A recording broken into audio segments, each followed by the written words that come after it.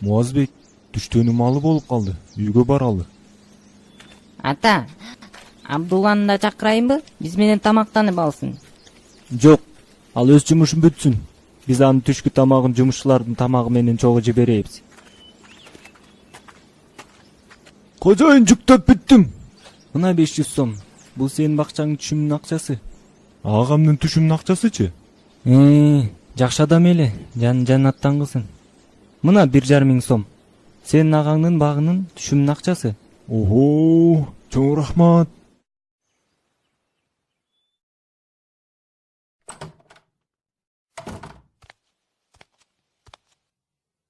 Муазбек. О, атаке. Келсең бери. Мен сага эмне деген белектерди алдым. Жана жаңы кийимдерди алып келдим. Карачы. Ассаламу алейкум, ага. Алейкум ассалам, Абдулла. Эмне болду? Менин кийим аябай эскирип кетти. Дагы бир жууса эле тытылып калчудай. Анан, мен эмне кылышым керек? Сизди маркум атамдын бакчасынан алынган түшүмдү сатып акча алды деп уктум эле. Ошол акчадан бир аз берсеңиз, мен жаңы кийим сатып алсамбы дегем. Сен эми атаң түшүмүн сатты деп мени менен эсептешип жатасыңбы, Абдулла? Жок, ага, мен сиз менен эсептешким келген эмес. Анан эмнени айтып жатасың? Кандай болгон күндө да атаңдын бакчасынын түшүмү 100 сомдон ашкан жок. Мен сени багып жатканыма карабай, ал акчаны сага деп сандыкка катып койгом. Аллах сизге ыраазы болсун, ага. Бар эми. Ассаламу алейкум, ага. Мен сага кандай жаңы кийимдерди алып келдим, көрдүңбү? Атаке, көрсөтчү. Мен аларды аябай көргүм келип жатат.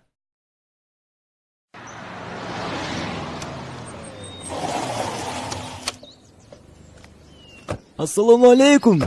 О, алейкум ассалам. Кош келиңиздер. Мейман болуңуздар. Иштериң кандай, Жапар? Иштерим жакшы, Адилет. Келиңиз, өтүңүз. Жапар, кандай?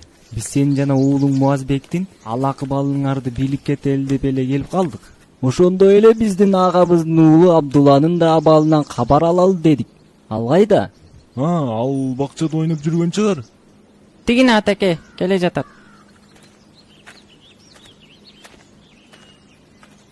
Буга эмне болгон? Өңүнүн азып чарчаңкы көрүнөт да. Ал мөмө жемиз сактаган сарайды тазалап жаткан эле. Мөмө жемиз сактаган сарайдыбы?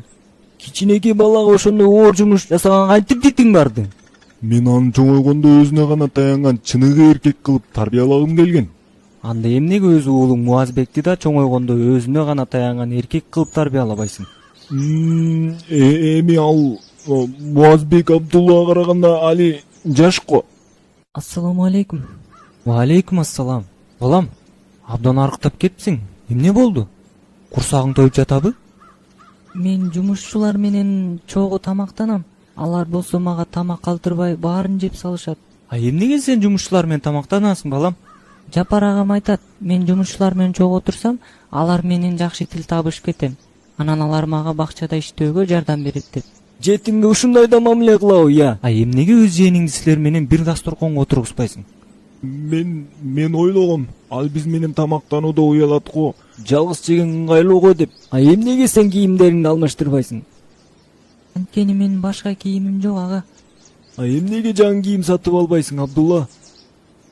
Мен Жапар агамдан сурагам, бирок ал менин атамдын түшүмү болгону 100 сом болгону жана ага эч кандай кийим келбейт экенин айтты. Болгону 100 сом? Бирок мен Турсунбек акеге жолукканда ал биздин агабыздын түшүмүн сатып алган. Ал 1,5 сом болгонун айтты го. Калганы кайда? Мен Биз өзүбүздүн жетим жээнимизди сага баксын, карасын деп калтырганбыз. Ага камкордук көрүп, укугун коргоп, акысын аткарсын деп. Сен ага ушундай мамиле кылып жатасың. Сен эмне, Алладан коркпойсуңбу? Кантип өзүңдүн жетим жээниңе ушундай мамиле кылдың? Аллах Тааланын жетимдерге мал мүлкүнө жакындабагыла, бир гана жакшы ниет менен болсо мейли деп айтканын билбейсиңби?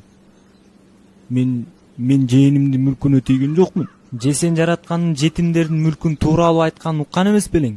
Чынында жетимдердин малын зулумдук, кыянаттык менен жеген адамдар курчактарына от жеген менен барабар.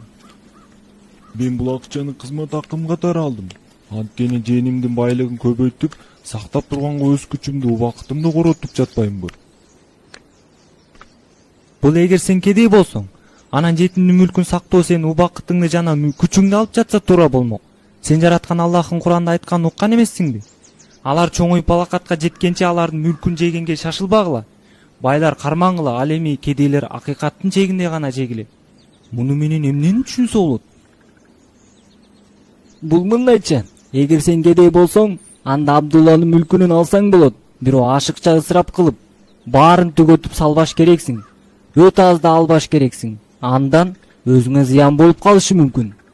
Бирок Аллах өз рахматынан сени бай адам кылды. Анын үстүнө Абдулланын мүлкү көп камкордукту талап кылбайт. Ошондуктан сен Абдулланын мүлкүнө кол салбашың керек. Сен түшүндүңбү? Демек мен Абдуллага туура эмес мамиле кылып жаткан экем да. Сен дали өзүңдүн кылыгыңды туура деген турасыңбы? Сага эмне болгон тууган? Жетимдин малын урдоо чоң күнөөлөрдөн.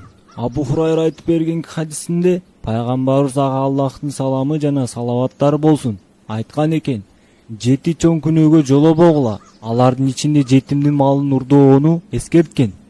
Ошондой эле биздин пайгамбарыбыз ага Аллахтын саламы жана салаваттар болсун жетимге зулумдук кылып анын укугун тепсөөдөн кайтарган. Ал айткан: эки алсыз заттын акысын бузбогула, жетимдин жана аял кишинин. Ал эми жетимди баккан кишинин сыйлыгын билесиңби? Пайгамбарыбыз Мухаммед алейхиссалам айткандай: мен жана жетимди баккан киши экөөбүз бейиште бирге болобуз деп сөөмө жана ортоң манжаларын бириктирип көрсөткөн экен. Жетимдерге мээримдүү болуу ташбоорлуктан сактайт. Хадисте айтылат: жетимди өзүңө жакын тут, чачынан сыла, курсагын тойгуз. Бул сени ташбоорлуктан сактайт жана муктаждыктарыңды чечет. О Аллахым, ушул убакка чейин мен бул сөздөрдү билбептирмин. Жапар, көрдүңбү? Шариятыбыз жетимдерге кандай жакшы көңүл бөлүүнү буйрат. Ким жетимдерге көңүл кош кылбай, тамагын тамактай, кийимин кийимдей берип, ал чоңоюп өз алдынча болгуча багып келсе барар жери бейиш деп айтылат.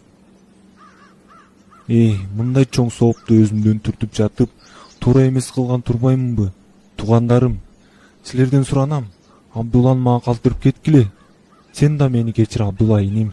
Жаман иштерди таштап, жээнимди жакшы багууга, ал чоңойгуча анын байлыгын сактоого силердин астыңарда убада берем. Ошондо мен Аллах кечирер.